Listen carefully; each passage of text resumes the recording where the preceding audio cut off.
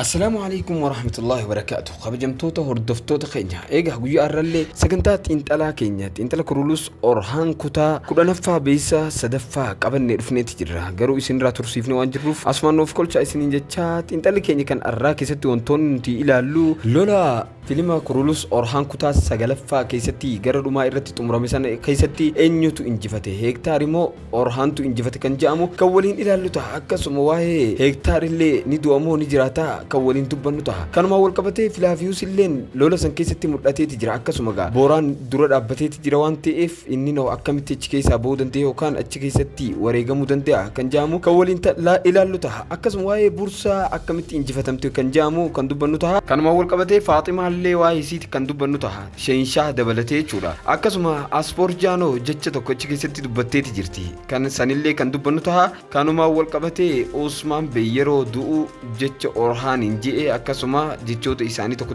كان دبنو تها كانوا أول كبتة واحد درسوني في غربا هارو في كان درسون أجهزة جامع دبتة جيران نما هاري أدو في كان اللي كان تمر إرتي إسنيف كافنو تها كان في فيديو كينيا كان الراجي ستي وانتو تكنين لالا فيديو كينيا لايك وروران أكجل كابتن أسماني سنغافنا وروني channel أوروري كرد بكيدا فارو تاتن channel كينيا سبسكرايب كرو تشورا ملتو بالبلا خنا تويتاني أولي الرخايتشو هندغتين هذا كانوا أول كبتة فيلم تربي دربي سنيجال لكيفني تريو كان كوميدي سنيجال لكيفني تري واه هنكاكو سدن جامسني نموني باي ندا ون سيسن بروفايل خيني جل سينودان فيديو سن داود دارا باي نمت تولتي اسني اللي ياد خيسن نوخا وندغتين اسني جننا فيديو سن اكمي حالاتاني كوميساساتي في كوميدي اكسيو اسني في تفوفي نجالتني وان جام كومنتي رتي نوخا وندغتين هذا خناف غرت انتل خينتي نيسنا انتل خينتي سينودان درتي انترو غبابا بدولتي دچانا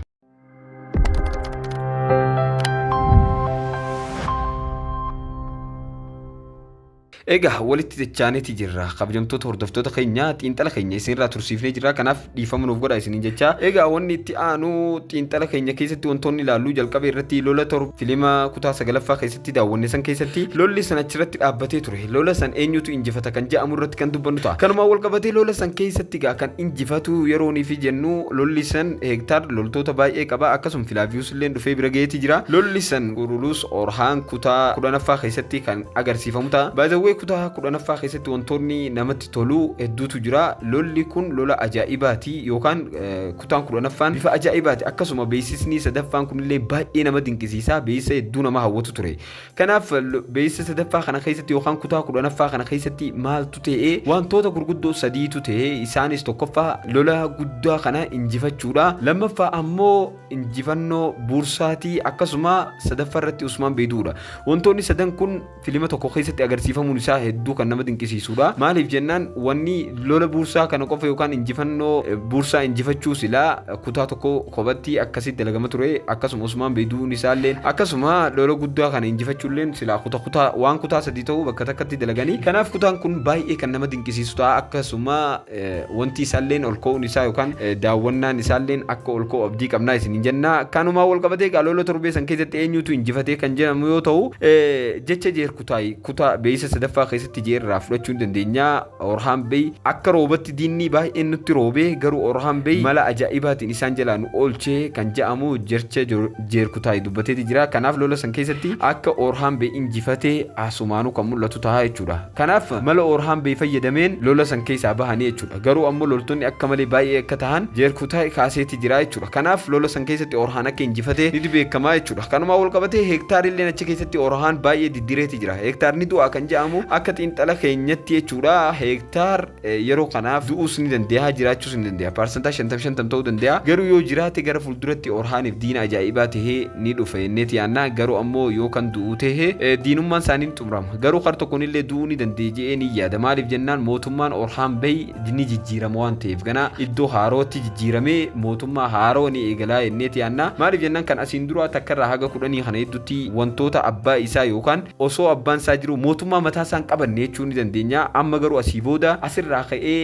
Orhaan itti fufuu ni danda'a inneeti yaanna garuu akka yaadatti jechuudha akkuma kanaan dura isiniif himnee turre jechuudha wanni nuti yaannu takka haga 10 kana jechuun yookaan takkarraa haga 10 maqaa Orhaaniin eegaluun kun jechuun ganaa seenaa Orhaan jalqabuudhaaf jecha dirqama Usmaan Bey ajjeesanii akkasitti bifa saniin baasanii jechuudha kun maal sirreessuudhaaf jenneeti yaannaa yookaan akka keenyatti maal jeeti yaada kurulus Usmaan ni beeytanii siizinii 7ffaa kan eegaluuf deeman sababa wal dhabdee sanitti dhaabbatee garuu ammaan tana siizinii 7ffaa kana jechuudha yookaan siizinii 7ffaan erga sababa fashalaatiin osoo itti karoorfatanii ni finna jaanii yaadin waan inni dhumateef ammaan tana isa san wal qixxeessuudhaaf jecha Orhaan eegaluudhaaf dirqama bifa kanaan haga 10 kana hedduutti sirreessan jenneeti yaanna amma asii booda Orhaan erga buursaa kana injifatee booda haalaan seenaan Orhaan tartiibaan akka gallakkifamu abdii qabnaa jechuudha maaliif jennaan asii booda rakkoon takkallee hin jirtu kanaaf asii booda seenaan Orhaan tartiibaan itti fufuu hin danda'e garuu asii dura hedduu seenarraa mammaquudhaan waan gargaraa goggoruudhaan hedduu daawwattoonni isaa baay'ee gabbooniitti jiranii kanaaf asii booda akka ol ka'u abdii qabnaa jechuudha kanaaf hektaar sarraa lama qabaa yookaan jiraachuu danda'a yookaan du'uu danda'a jechuudha isinoo akkam jettanii koomentii irra godhuu hin dagatinaadha kanumaa wal qabatee Filaaviyus illee achi keessatti Booraanii wajjin seeyfii yookaan wal lolaniiti jiru yeroo san Booraanni ajjeesamoo hin ajjeesu Booraan achi keessatti maal jeeni ture ati akkuma abbaa keetii nama jabaadha akkuma abbaa keetiitti jabaadha jeeni dubbatee ture garuu Booraan Bey iddoo kanatti Filaaviyus hin ajjeesu jalaa bahuu danda'a Filaaviyus ni deema Filaaviyus erga deemi boodallee ajjeesaan abbaa kiyya yookaan namni abbaa kiyya ajjeese du'aa jira jee dubbatee ture sun maal nutti mul'isaa jechuudha lola san keessa erga baraaraman booda odeeffannoo kana akka arkate abdii qabnaa jechuudha maaliif jennaan Orhaan erga buursaa injifate booda dhaqee du'a abbaa isaatu dhagee waan ta'eef kanaaf ergas booda dhageenneeti yaanna Filaaviyus garuu lola san keessaanii ba'aa jenneeti yaanna kanuma wal qabatee buursaa akkamitti injifate waan jedhamu Orhaan Bey akkamitti injifate yoo ka laallu ta'e Orhaan Bey buursaa lola tokko maleedhaan akka injifate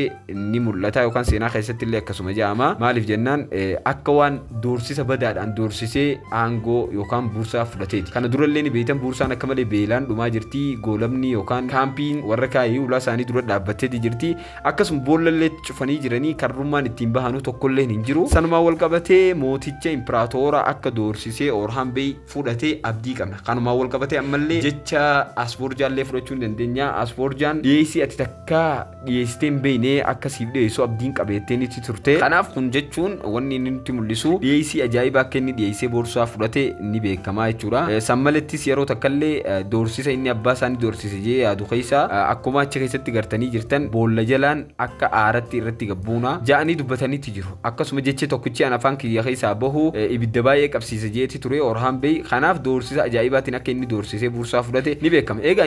beeksisni tokkoffaan kutaa 10ffaa kun jalqaba irratti injifannoo buursaa qofa ture kan lammaffaa ammoo du'a Usmaan Bey irratti hundaa'ee ture kan sadaffaa ammoo buursaa injifachuu kana jechuudha bifa saniin jechuudha injifatee ture jechuudha Orhaan Bey kanatti aansee Faaximaan jaalaleesiitiif hedduu garaa muratteeti jirti kana yemmuu immoo beessa keessatti wanni inni mul'atu Filaaviyus nam tokkollee hin qabu jennaan nam tokkollee hin qabu akkamitti jettaan hin jiru minaan jetteeni dubbatteeti jirti kanaaf Faaximaan jaalaleesiitiif akka abdii guutuu yookaan jaalaleesii akka wareegama baay'ee kafaltu ni beeksisaa jechuudha kanuma wal qabatee egaa Sheenshaa illee gantummaa isaarra akkam taha kan jedhamu irratti Sheenshaa gantummaa itti fufa kan jedhamu ammoo Sheenshaa dhumarratti egaa akka waan haluu baay'ee bahu jirutti isaa nama diraa jiru arkina Sheenshaa gantummaa kana itti fufa waan jedhamu ammoo kana gaafii kan isiniif dhiisu taha koomentii irratti gaafii Sheenshaa gantummaa isaa itti fufamoo itti hin fufu kan jedhamu nu barreessa akkasuma jecha Asfoorjaallee jalqaba irratti isiniif dhiyeesseen jira dhiyeessii inni diduu hin dandeenye akka inni irratti fi'u akka waan kanaan buursaa fudhateeti fakkaata akkasuma impiraatorri akka achi keessaa deemu Asfoorjaallee akka fuudhee deemu dubbateeti jira garuu ammoo Asfoorjaan ani biyya kiyya keessa taa'ee yookaan as keessa taa'ee nan falmeettee diddeeti jira kun wanni mul'isu Asfoorjaan Orhaan Beytti tarkaanfiin itti heerumuudhaaf akka yaachaa jiru ni mul'ata jechuudha kanatti aansee Usmaan Bey yeroo du'u jecha Orhaan Beytti dhaammateeti jira Orhaan Beyilleen haga dhumatti jeeti sagalee egaa kana dura sagaleen isaa baay'ee namatti tolu isin jenneeti turre garuu ammaan tana sagaleellee tarkaanfiin akka sirreessaa jiran ni mul'ata sagaleen Orhaan Bey bakka sanitti hedduu namatti tolaa jechuudha kanaaf achirratti jecha ajaa'ibaa dubbatee jira akkasuma baay'ee garaa nama balleessa gaa iddoo kanatti wanni na rifachiise keessa Orhaan Bey buursaa injifadhe jee yeroo oduu gammachiisaa itti himuudhaaf dhufetti abbaan isaalleen achitti alhamdulillah jee akka du'u gaddaa fi gammachuun dhufee gaddilleen keessatti mul'ate. Seenaa irratti illee baay'ee akka seenatti illee deebisanii jiranii maaliif jennaan erga odeeffannoo dhagahee booda Usman Bey akka du'u seenaa keessatti ni jira waan ta'eef. Kanaaf filimni sirrataatti jira inneeti yaannaa baay'ee namatti tola. Kana booda daawwattoota baay'ee akka harkatu abdii qabne inneeti yaannaa. Akkasuma waa'ee dursuunii fi namticha haarawaa dhufe kan dhufe kana jechuudha Deemurhaan Bey jaama. Innilleen seenaan isaa ni jirti. Warra Karaasi Beyidha jechuudha. Achi keessatti ture innilleen akkasuma dursuun ilma Karaasi Bey ni beekta. Karaasi Bey ilmaan lama qaba. Deemurhaan Bey nama isaan keessa hojjetudha. Inni kun akka dursuun Bey ajjeesuu ni dubbatama. Akkasuma dursuun Bey illeen erga du'e booda Orhaan Bey haaluu akka baasuuf ni dubbatama jechuudha seenaa keessatti jechuudha. Amma Deemurhaan Bey dhufeeti jira. Kanaaf waa'een dursuun Bey ni duutii isaa dhiyaattee jirti kan jedhamulleen gaha kan asumaan isin beeksifnu ta'a jechuudha. Duutii isaa akka waan dhiyaattee jirtu fakkaata. Maaliif jennaan ajjeesaan isaa waan dhufee jiruuf jechuudha. Akkasuma Orhaan Bey erga haaluu dursuun Beyiif baase booda mootummaa Karaasii kana yookaan mootummaa Karaasii san lolee injifachuudhaan mootummaa dawlaa Usmaaniyaa jalatti deebisaa jechuudha. Akkas jaameetii baay'ee dubbatamaati jira. Kanaaf odeeffannoo isaanii gara fuulduratti qabannee kan isiniif dhufnu ta'a. Xiinxalli keenya kanarraa hagam takka isinitti tolee jira. 10 keessaa meeqa kan nituuf koomentii irratti nu barreessaa. Viidiyoo keenya kanarraa kana laayik godhuu hin dagatinaadha. Haga viidiyoo biraatti walitti dachaanutti nagaan nuuf tura.